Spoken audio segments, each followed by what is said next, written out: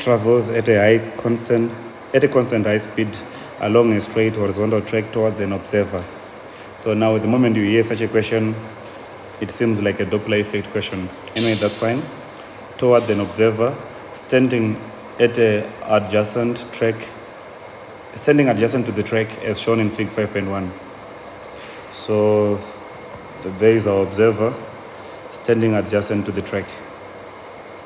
The train sounds its horn continuously as it approaches the observer from time t is equal to 0 until it is well past the observer at time t is equal to t2. So at time t is equal to t2, it has passed the observer. At time t is equal to 0, it is still approaching the observer. The train passes the observer at time t is equal to t1. So at time t is equal to t1, that's when it passes the observer. At time t is equal to t1. On Fig 5.2, sketch the variation of the frequency of sound heard by the observer with the time t. So you are supposed to draw a graph of frequency observed by the observer with the time t. From time t is equal to 0 to time t is equal to t2. Now, we must understand that it's a sketch, this one.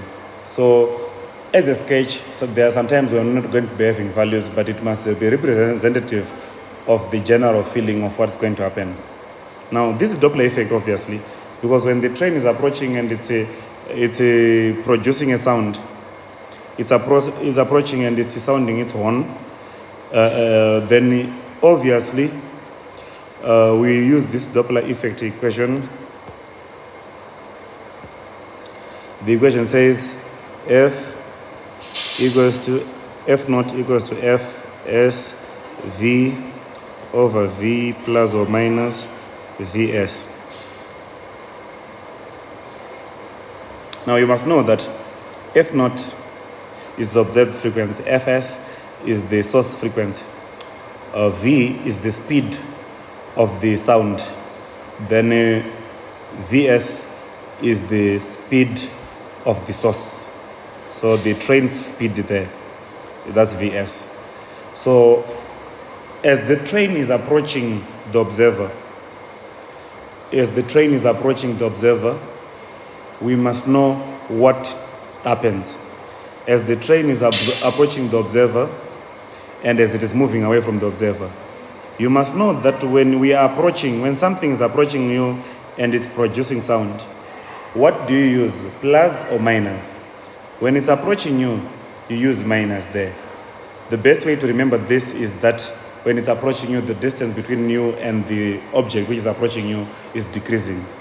So minus, even though that's not the sense, but we use minus for that case when it's approaching you.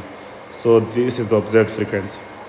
But when it is going away from you, observed frequency will be then Fs V over V plus Vs. Now, there is a plus there when it is moving away from you.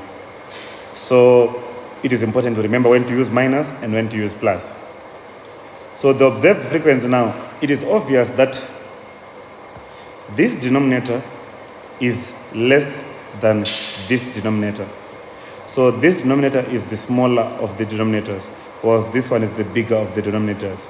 Meaning that the frequency when moving away decreases, whilst the frequency when approaching is higher than the source frequency.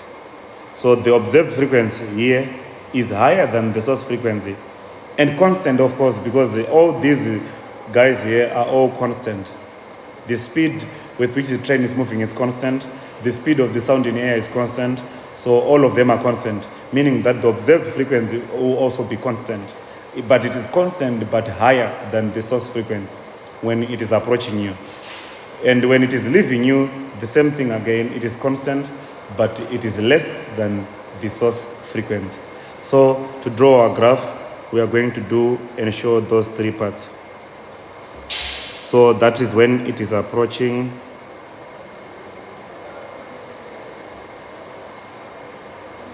Okay, so this graph shows three parts.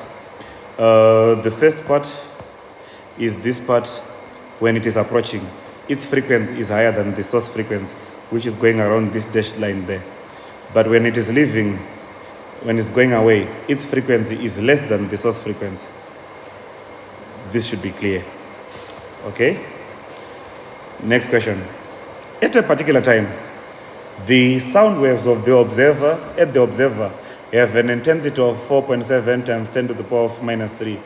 The waves at the observer are incident at right angles on a circular detector of radius 2.8 centimeters. Calculate the power of the waves incident on the detector.